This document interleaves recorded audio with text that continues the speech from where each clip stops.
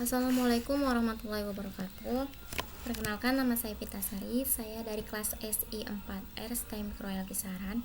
Di sini saya akan menjelaskan tugas yang telah diberikan oleh dosen saya, yaitu Bapak Indra Ramadona.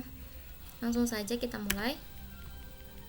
Kategori dokumentasi proses dan teknik pembuatan dokumentasi proses.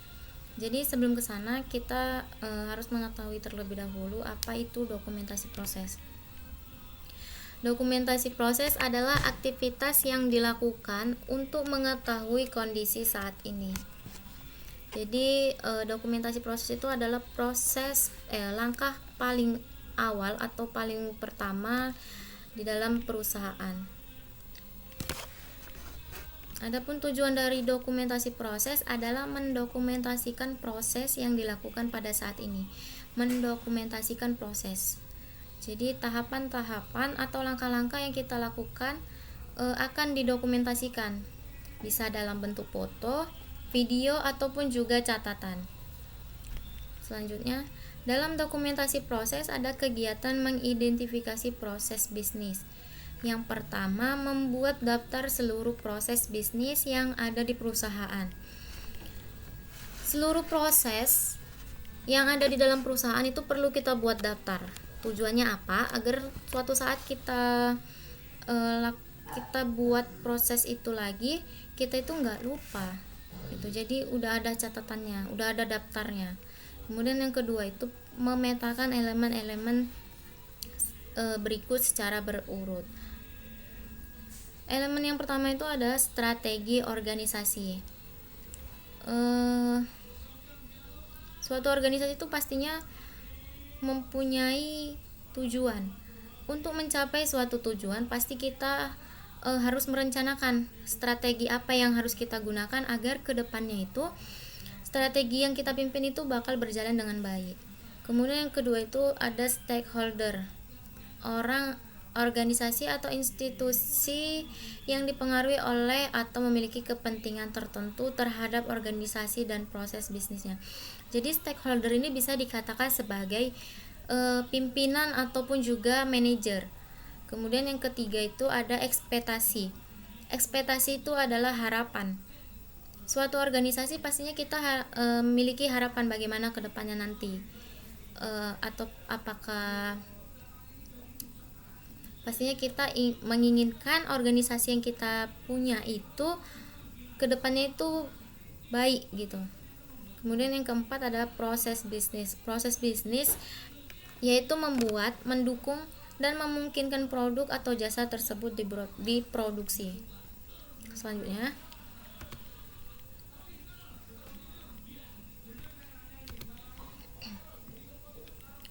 model Deming memiliki 4 tahapan. Tahapan yang pertama yaitu plan atau perencanaan.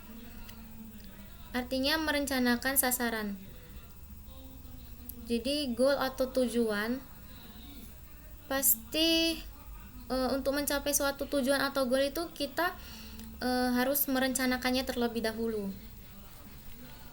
Jadi langkah pertama itu adalah perencanaan. Kemudian yang kedua itu adalah do atau kerjakan. Setelah direncanakan atau di planning, pastinya kita harus mengerjakan yang sudah kita planning tadi. Nah, di sini tuh ada di sini adalah proses yang sudah kita rencanakan tadi.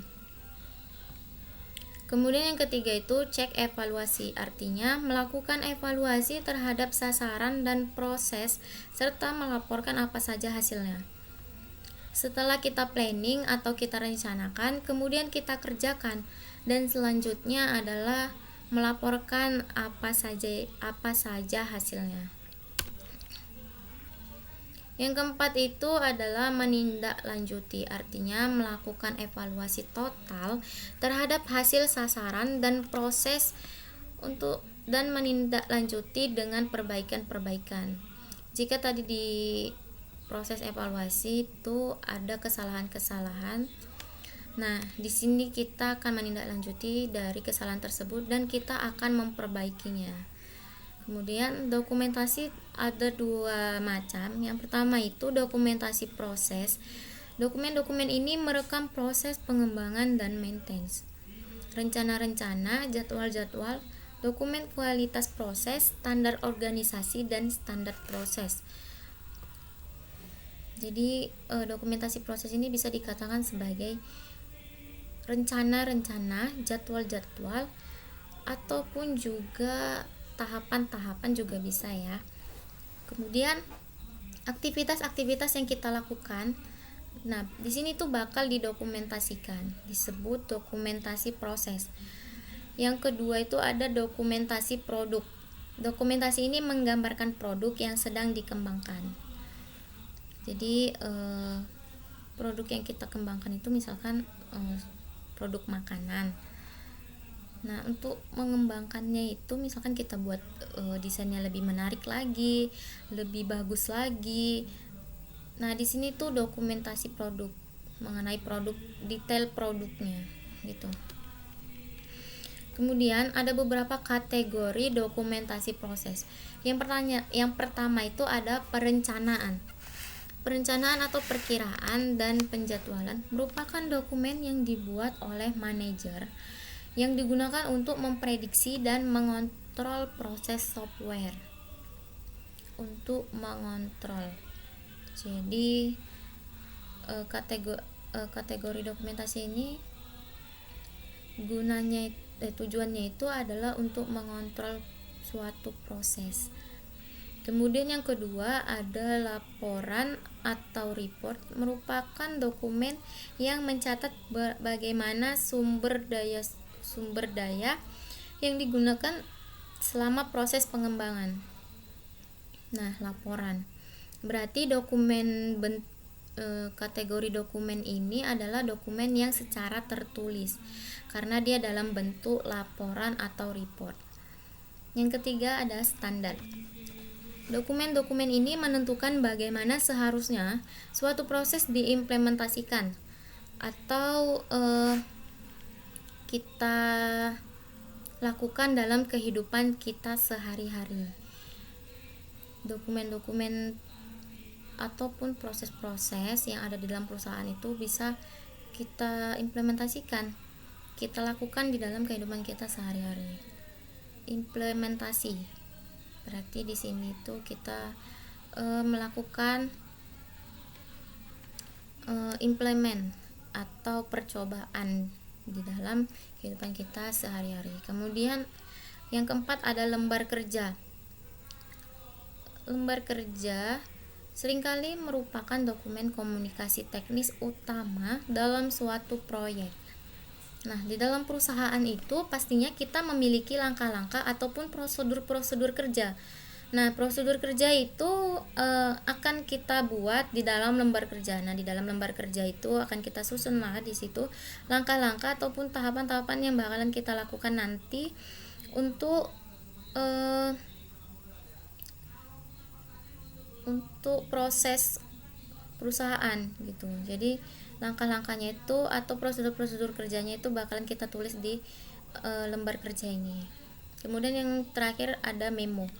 Dokumen yang merekam rincian komunikasi sehari-hari antara manajer dan development engineer.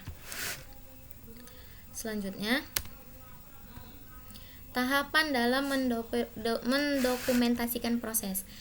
Mendefinisikan dan mendeskripsikan proses secara kualitatif menggunakan relationship. Relationship itu seperti apa? Ini dia. Relationship mapping memberikan gambaran umum mengenai siapa yang terlibat di dalam proses dan hubungan antar pihak. Jadi di dalam relationship mapping ini kita tuh tahu siapakah yang mempengaruhi di dalam perusahaan itu. Nah, relationship mapping tidak memperhitungkan aktivitas dan urutannya. Relationship map dibuat dengan menggambarkan berbagai unit departemen atau individual yang terlibat atau mempengaruhi proses tersebut. Nah, di sini sudah kelihatan ya. Ada customer nih atau pembeli. Kemudian ada sales. Kemudian ada manufacturer. kemudian ada planning atau perencanaan, kemudian purchasing